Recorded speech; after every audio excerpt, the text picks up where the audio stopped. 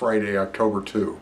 The first Friday of each month is Jobs Friday, and I'm not going to spend much time on it because the news media, just in the last 18 months, their lives have all changed. If you're going to get paid to be a reporter, you've got to have your phone next to you 24/7, and within 10 seconds of news, you've got to have your story out.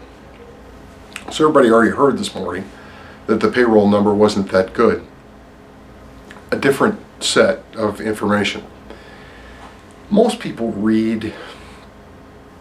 interested in finance and economics read the work of Wall Street houses, academic economists, nearly all of whom have an agenda involving selling something or not embarrassing the people who bought what they bought from them last week. I have, since the 1970s, religiously read what the Fed says, what it says to itself, in particular its speeches. And they're not easy to read because they do have a lot of filler. They have their own jargon that's hard to interpret, easy to misinterpret, and it's hard to know necessarily who's speaking.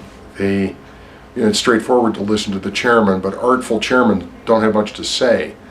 Among the governors and the regional presidents, half of them are crackpots that you don't pay any attention to, but some matter a lot. Last week I wrote about Janet Yellen's speech, now 2 weeks ago, which was too long and defensive and, very, very little content for 30 pages. In this last week, the president of the San Francisco Federal Reserve, which is an important regional Federal Reserve bank for a few reasons. One of them is it's the only Fed that's west of Dallas. The Fed was created in 1912, and so demographically the Fed is still what the United States looked like in 1912. And the economic center of the country is just about Dallas. Half of it happens west of there. Second reason Williams is important. Janet Yellen came from the San Francisco Fed. John Williams is her replacement. And if not hand-picked by Yellen, you can bet stamped by Yellen. And Williams is perceived accurately to be in Yellen's policy camp, meaning somebody who, when he speaks, is going to tend to give some indication of what Yellen is thinking, and is also going to tend to vote for whatever she wants to do, even if he doesn't particularly care for it, which is the glue that holds the Fed together from outlier speakers. And Williams this week, he gave a speech on Monday, which he presumably liked so much that he gave it again on Thursday. Same speech.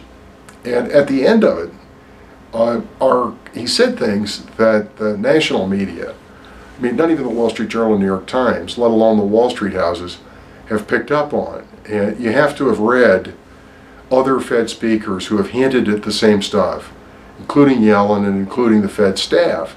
But what he said at the end, I'm not often speechless, and I understand that it's important not to get all grandiose and think that you've discovered something that nobody else has.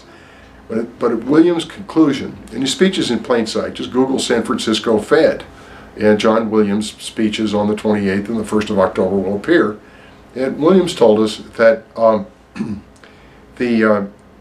if the economy grew as fast as it did last year, then we would way overshoot the Fed's targets and be in dangerous ground. Could I have a show of hands, please, of people, professional or citizens, who think the economy grew too fast last year? And he went on to say that the United States doesn't need any more than 100,000 new jobs each month.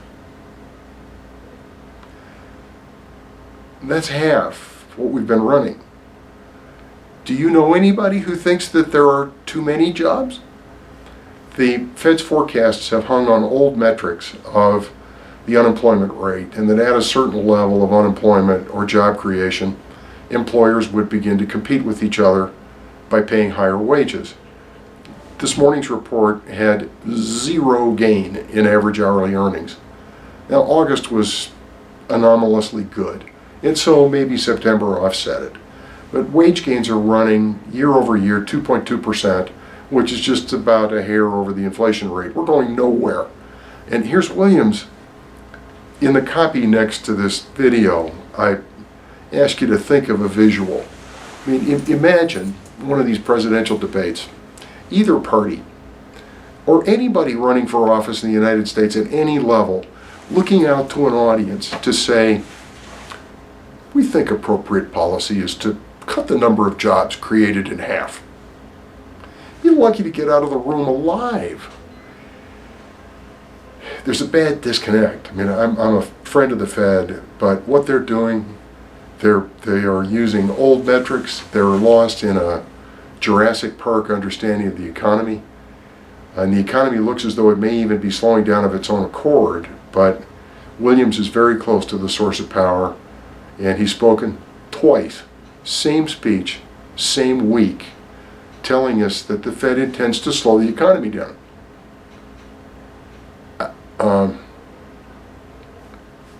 Long-term rates are down. The 10-year T-note broke 2. Mortgages are now 3 3/4, 3 7/8. Bond market does not believe one word of what the Fed has to say, and in fact is trading as though it expects the economy to slow down and expects that it will make a hell of a lot of money as interest rates fall further when the Fed slows down the economy unnecessarily. That's the way it looks this Friday. Do have a good weekend.